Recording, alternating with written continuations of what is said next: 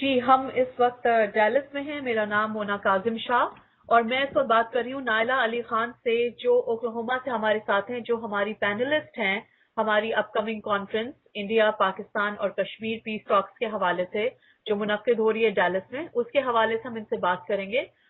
نائلہ کا نام جو ہے وہ کسی تعارف کا محتاج نہیں ہے. یہ ڈاکٹر نائلہ علی خان ایک کشمیری ایکٹیوسٹ ہیں اور کشمیر کو ریپرزینٹ کریں گی. انہوں نے کئی کتابیں آتھر کی ہیں, کئی آرٹیکلز لکھے ہیں اخباروں میں, ٹی وی اور ریڈیو پہ مستقل جو ہے ان کی پریزنس رہتی ہے, اور اس کے علاوہ یہ یونیورسٹی آف اوکلاہوما کی پروفیسر بھی ہیں. Naila, welcome to the show. Thank you Mona, بہت بہت شکریہ.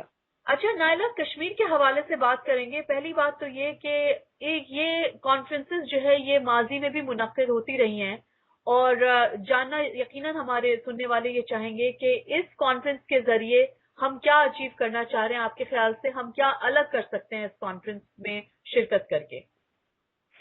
میرے خیال سے یہ کانفرنس بہت اہم ہے, خاص طور سے جو آپ نے وقت چوز کیا ہے اس کانفرنس کو آرگنائز کرنے کا, کیونکہ حال ہی میں انڈیا اور پاکستان نیشنل سیکورٹی ایڈوائزر ٹاکس ہونے والے تھے, لیکن بدقسمتی سے وہ کینسل ہوئے کیونکہ انڈیا اور پاکستان نیگوشیٹ کبھی نہیں کر پاتے. جب بھی ایک ڈائلاگ پروسیس ان کے بیچ شروع ہوتا ہے, بدقسمتی سے وہ ہمیشہ ہاف وے فرسٹریٹ ہو جاتا ہے اور ٹاکس وغیرہ کینسل کرنی پڑتی ہیں کیونکہ کسی نہ کسی قسم کی مس انڈرسٹینڈنگ ہوتی ہے. اب مجھے بہت خوشی ہے کہ اس کانفرنس میں آپ نے کشمیر ایشو کو فور گراؤنڈ کیا ہے, اور آپ مجھے موقع دے رہی ہیں اکتوبر 10 کو کشمیر کو ریپرزینٹ کرنے کا, اور ایک کشمیری آواز کو موقع ملے گا ایک مختلف پرسپیکٹو پریزنٹ کرنے کا. کیونکہ جب بھی اس قسم کی کانفرنسز ہوئی ہے انڈیا پاکستان پیس ٹاکس وغیرہ پہ, تو ہم نے ہمیشہ ایک انڈین پرسپیکٹو سنا ہے, ہمیشہ ایک پاکستانی پرسپیکٹو سنا ہے, لیکن کشمیریوں کو اپنا نظریہ پیش کرنے کا, اپنی آئیڈیالوجی بیان کرنے کا موقع نہیں ملتا. اور جو آپ نے مجھے یہ اپرچونٹی دی ہے اس کے لیے میں بہت شکر گزار ہوں, کیونکہ کشمیریوں کی سوچ اس وقت کافی مختلف ہے مین سٹریم انڈین نظریے سے اور مین سٹریم پاکستانی نظریے سے بھی. پچھلے 25 سالوں میں کشمیر کے لوگوں نے بہت سفر کیا ہے, نہ صرف پولیٹیکلی بلکہ اکنامکلی اور سائیکولوجیکلی بھی. اور ان کانفرنسز وغیرہ میں, چاہے یہ انڈیا میں آرگنائز ہو, پاکستان میں آرگنائز ہو, امریکہ کے کسی حصے میں آرگنائز ہو, تو ہم ہمیشہ ایک اسٹیٹس ویو, جو انڈیا کا اسٹیٹس ویو ہے, پاکستان کا اسٹیٹس ویو ہے, ہم ہمیشہ وہ سنتے ہیں. اور جو انڈیا کو ریپرزینٹ کرنے والے ہوتے ہیں یا پاکستان کو ریپرزینٹ کرنے والے ہوتے ہیں, وہ ہمیشہ یہ کلیم کرتے ہیں کہ کشمیر کی صحیح پوزیشن صرف وہ سمجھ پاتے ہیں, اور وہ کلیم کویسچنبل ہے, کیونکہ کشمیریوں کو موقع دیا جانا چاہیے کہ وہ اپنی پوزیشن خود ایکسپلین کریں, اپنا نظریہ خود ایکسپلین کریں, اور جو ان کے لیے پولیٹیکلی امپاورنگ ہوگا, جو ان کے لیے اکنامکلی امپاورنگ ہوگا, وہ باقی لوگوں کو وہ خود باقی لوگوں تک یہ بات پہنچائیں, اور انہیں یہ موقع ملے خود یہ بات پہنچانے کا. اچھا نائلہ, کشمیر جو ہے وہ کیونکہ اتنا پرانا یہ ایک ایشو ہو گیا ہے, اور پچھلے آئی تھنک 2 سال پہلے میری بات یو این میں بھی ہوئی تھی, تو وہ بھی کہہ رہے تھے کہ یہ اب ایک فروزن ایشو کوٹ ان کوٹ کے طور پہ وہ اس کو ڈیل کرتے ہیں کہ اب اس ایشو کا کچھ ہو نہیں سکتا. اچھا, کشمیری عوام جو ہے وہ کھل کے ہمیں کئی دفعہ یہ انڈیکیشن دے چکے ہیں کہ وہ کیا چاہتے ہیں. آپ کے خیال سے دونوں طرف کے ملک جو ہیں وہ یہ بات کیوں نہیں سمجھنے کے لیے تیار ہو رہے ہیں کہ کشمیر کیا چاہتا ہے؟ دیکھیے, انڈیا اور پاکستان نے اس وقت کشمیر کو ایک نیوکلیئر فلیش پوائنٹ بنایا ہوا ہے. اس وقت ساؤتھ ایشیا میں یہ دونوں ممالک نیوکلیئر پاورز بن چکے ہیں, اور کشمیر ایشو کو سمرنگ رکھنا, کشمیر ایشو کو اسی طریقے سے انسٹیبل اور پریکیریس رکھنا, दोनों ममालिक के इंटरेस्ट में है। इस बात को अगर रिजॉल्व किया जाए, अगर कश्मीरियों को एक डिग्निफाइड तरीके से जिंदगी गुजारने का मौका दिया जाए और कश्मीर इशू का अगर एक पीसफुल रेजोल्यूशन हो, तो दोनों तरफ से जो वॉर मॉन्गरिंग पार्टीज हैं, दोनों तरफ से जो सिक्योरिटी हॉक्स हैं, उनकी आइडेंटिटीज खत्म हो जाएंगी, उनकी जिंदगी का मकसद खत्म हो जाएगा। जो इस वक्त वेपन्स मैन्युफैक्चर हो रहे हैं, वेपन्स बेचे जा रहे हैं हिंदुस्तान को भी और पाकिस्तान को भी, जो इस वक्त दोनों ममालिक बैटल क्राइज वक्तन फवक्तन बैटल क्राइज देते रहते हैं और उस जरिए से अपनी आइडेंटिटीज कायम रखते हैं। इन्होंने अपनी आइडेंटिटीज बनाई हुई है हेट पे, इन्होंने अपनी आइडेंटिटीज बनाई हुई है नफरत पे, और 1947 से एक स्ट्रेटेजिक हॉस्टिलिटी की रिलेशनशिप इन्होंने रखी हुई है आपस में। तो अगर कश्मीर को सही तरीके से रिजॉल्व किया जाए, पीसफुली रिजॉल्व किया जाए, वो मशीनरी इनकी बिल्कुल ठप हो जाएगी, वॉर मशीनरी। और जिन लोगों ने खासतौर से 1989 से जो इंडियन मिलिट्री एस्टैब्लिशमेंट में लोग हैं, पाकिस्तानी मिलिट्री एस्टैब्लिशमेंट में लोग हैं, आर्म्ड और अनआर्म्ड मिलिटेंट्स हैं दोनों तरफ से, और कुछ सियासतदान भी दोनों तरफ से, 1989 से उन्होंने काफी फायदे उठाए हैं इस इंस्टेबिलिटी के जो कश्मीर में है। जो कश्मीर में इस वक्त सियासी डिसएम्पावरमेंट है, इकोनॉमिक डिसएनफ्रेंचाइजमेंट है, दोनों तरफ से जो मिलिट्री, खासतौर से मिलिट्री ऑफिशियल्स, उन्होंने बहुत फायदा उठाया है इस चीज का।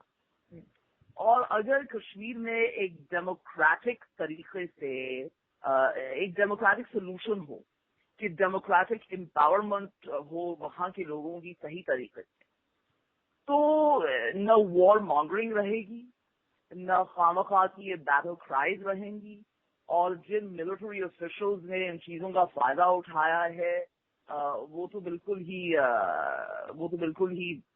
आउट ऑफ अ जॉब हो जाएंगे। अच्छा नायला, आप समझती हैं कि कश्मीर अपना नैरेटिव लेके अपने कैपेसिटी के अंदर इन नियर फ्यूचर कोई चेंज बड़ा लाने के एबिलिटी रखता है?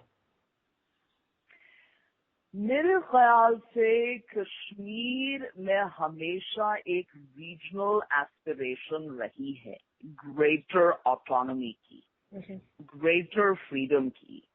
कश्मीरी सियासतदानों ने, खासतौर से जो हमारे लीडरान थे 1940s में और 1950s में, उन सियासतदानों ने इंडिया की एग्जिस्टेंस को तस्लीम किया, पाकिस्तान की एग्जिस्टेंस को भी तस्लीम किया, और उन सियासतदानों की ये ख्वाहिश थी कि दोनों ममालिक में अमन व अमान रहे, दोनों ममालिक प्रॉस्परस रहें, और दोनों ममालिक में एक इकोनॉमिक इनरिचमेंट, क्योंकि हमारी एग्जिस्टेंस, हमारे रीजन में अमन व अमान तब ही रहेगा जब हिंदुस्तान में खुशहाली हो और पाकिस्तान में भी खुशहाली। हम ये नहीं चाहेंगे कि हिंदुस्तान में या पाकिस्तान में किसी किस्म की डिस्ट्रक्शन हो। हम ये नहीं चाहेंगे कि इन ममालिक में एक्सट्रीमिस्ट आइडियोलॉजीज उभरें जिनकी वजह से डेमोक्रेसी खत्म हो जाए या डेमोक्रेसी पे दाग लगे। जितनी ताकतवर हिंदुस्तान में डेमोक्रेसी रहेगी, जितनी ताकतवर पाकिस्तान में डेमोक्रेसी रहेगी, उतने ही हम खुश रहेंगे, उतना ही हमें मौका मिलेगा एक डिग्निफाइड जिंदगी गुजारने का। ये हमारा नैरेटिव है और इसको पहचानना बहुत जरूरी है। लेकिन कोई कश्मीरी ये नहीं चाहेगा कि हम पे आइडियोलॉजीज इम्पोज की जाएं।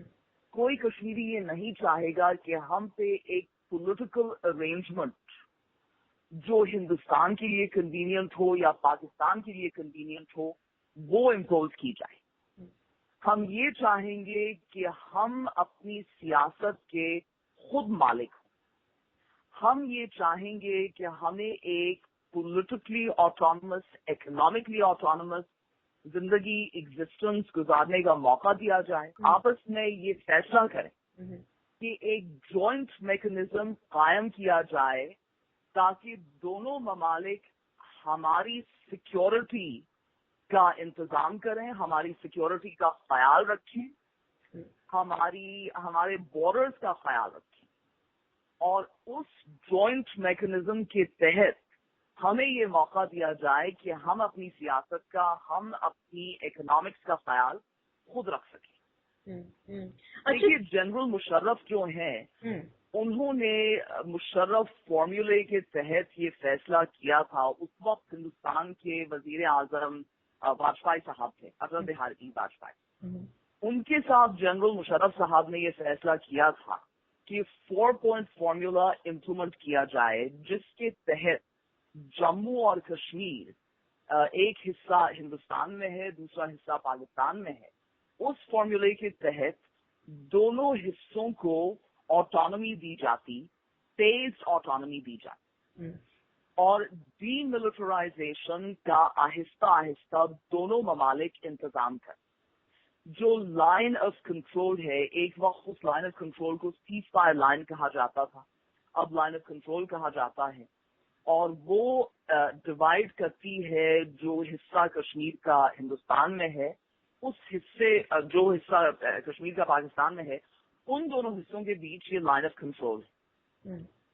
اس وقت 4 پوائنٹ فارمولے کے تحت جنرل مشرف نے اور واجپئی صاحب نے یہ فیصلہ کیا تھا کہ دونوں طرف کے حصوں کو آہستہ آہستہ آٹونومی دی جائے، اور جو پاکستان کی ملٹری لائن آف کنٹرول کی ایک طرف پہ ہے وہ آہستہ آہستہ ہٹ جائے، جو ہندوستان کی ملٹری لائن آف کنٹرول کی دوسری طرف پہ ہے وہ بھی آہستہ آہستہ وہاں سے ہٹ جائے.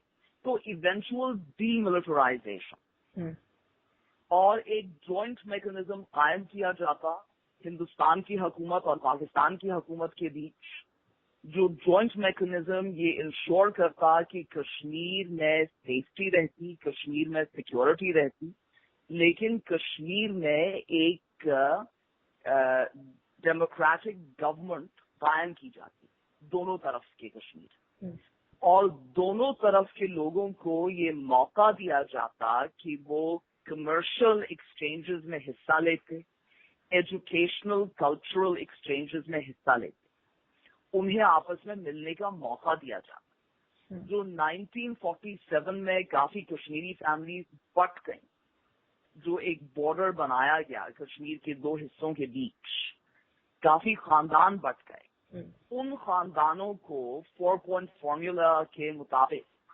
آپس میں ملنے کا موقع دیا جاتا، اور جو ویزا پروسیس جو کافی لوگوں کو ہندر کرتا ہے ایک طرف سے دوسرے طرف جانے میں، وہ ویزا پروسیس آسان کیا جاتا. لیکن بدقسمتی سے 4 پوائنٹ فارمولا کبھی امپلیمنٹ نہیں ہوا. پاکستان میں اس وقت کافی پولیٹیکل انسٹیبلٹی تھی، اور جنرل مشرف کی حکومت آؤٹ کی گئی فوراً اس پروپوزل کے بعد، اور اٹل بہاری واجپئی صاحب کی حکومت بھی نہیں رہی ہندوستان میں، انہیں کانگریس کے پرائم منسٹر نے ریپلیس کیا. تو اس کے بعد اس چیز کو دوبارہ ان ٹاکس کو، ان نیگوشیشن کو دوبارہ ریوائیو نہیں کیا گیا، اور سب سے زیادہ سفر کرنے والے کشمیر کے لوگ تھے. نائلہ، آئی ایم شیور کہ ہمارے جتنے سننے والے ہیں، اور خاص کر کے ڈیلس کے علاقے میں جو لوگ اس اپ کمنگ سمپوزیم میں شرکت کرنا چاہ رہے ہیں، اور ان کے لیے I think this is a very interesting sort of snack pack into what is yet to come. اور انشاءاللہ ہم وہاں پر اسی قسم کے ڈسکشنز اور اسی قسم کی چیزوں کو، ہم ڈائلاگس کو آگے لے کے چلیں گے. اور یہ بھی بتا دوں ہمارے سننے والوں کو کہ ہمارا پورا ارادہ ہے کہ ہم ان انٹرویوز کو، ہم اپنی وہاں پر جو سمپوزیم ہے اس کو ہم لائیو سٹریم کریں، اور آپ کو یقیناً جلدی ہم سارے انفارمیشن اس کے بارے میں دیں گے، تاکہ یہ سٹریمز جو ہے اور یہ انٹرویوز جو ہیں یہ انڈیا، پاکستان اور کشمیر تینوں جگہ پر پہنچیں، اور وہاں سے پھر ہمیں ایک ڈائلاگ کا سلسلہ ہمیں سٹارٹ کرنا ہے، اور ہمیں ایک عام آدمی کی آواز، جو ہمارے شرکا بھی ہوں گے وہ زیادہ تر اسٹوڈنٹس ہیں، جو یہاں کی لوکل ساری بڑی یونیورسٹیز سے، انڈیا پاکستان اور کشمیری اسٹوڈنٹس ایسوسی ایشن کے بچے جو ہیں وہ شرکت کریں گے. تو میرے خیال سے ایک نئی جنریشن کو اس ڈائلاگ میں اور اس ٹیبل پہ، اس فورم پہ لانا بہت ضروری ہے، کیونکہ every solution begins on the table with a dialogue. Thank you so much for joining us, Naila. Thank you very much. Thank you so much, Mona. Thank you. Thank you.